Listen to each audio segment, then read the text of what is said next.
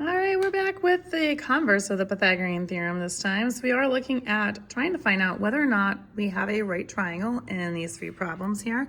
So I'm going to just pull this back so you can see them. Now I've already gone through and just kind of put some information in. So when you're labeling three side lengths, you always want to make sure your smallest side corresponds with A, your middle side always corresponds with B, and the longest side corresponds with labeling C. Now in these particular problems, the first two, they are already in order from least to greatest, but they don't necessarily always get given to you in least to greatest. As you can see, this other one, we just have a triangle with three pieces. So I've labeled this one A because that is the shortest length. This is the B because that's the middle length. And then my longest length is the 48.5. So those are already labeled A, B, and C for you. So we just plug them into the Pythagorean theorem, a squared plus b squared equals c squared. And all we're gonna just do is some basic calculator work. So 10 squared is 10 times 10, which is 100. That's nice and easy to do. Now on our calculators, depending upon the calculator you have, what you're gonna do is do 49.5. And in this calculator, we have a square button, which is right here.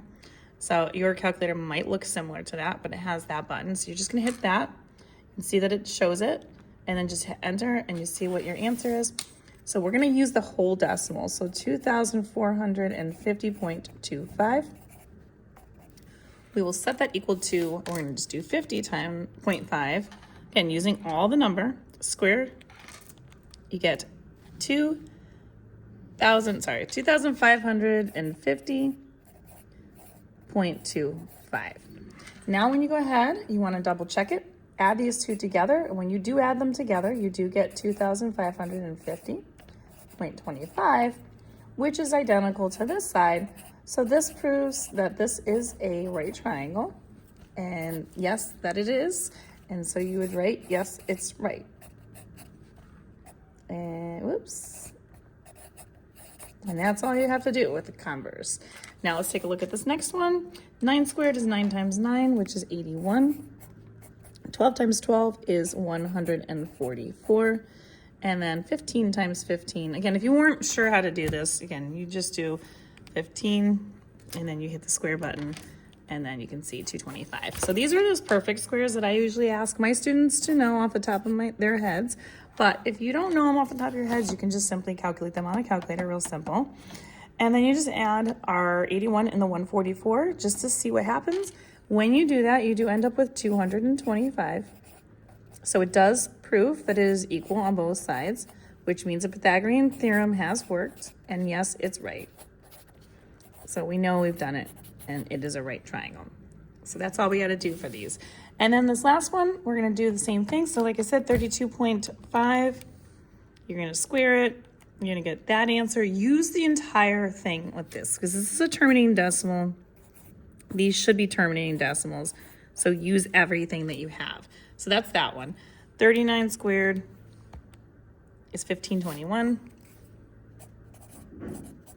And then we're going to do the 48.5 squared, and we get that. So 2,352.25. And then all I have to do is add these two numbers down here together.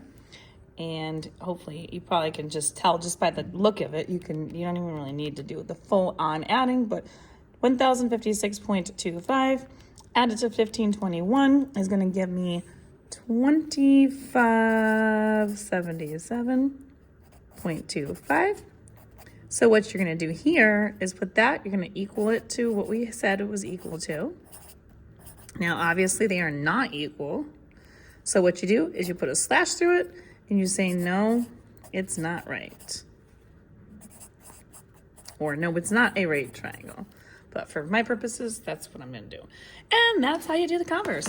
If you want more questions like these, find them on my YouTube, Instagram, and TikTok at U1 Algebra. All these are located in the playlist of Pythagorean Theorem. And don't forget, like, share, follow me for more, save this for later, and let me know what you think.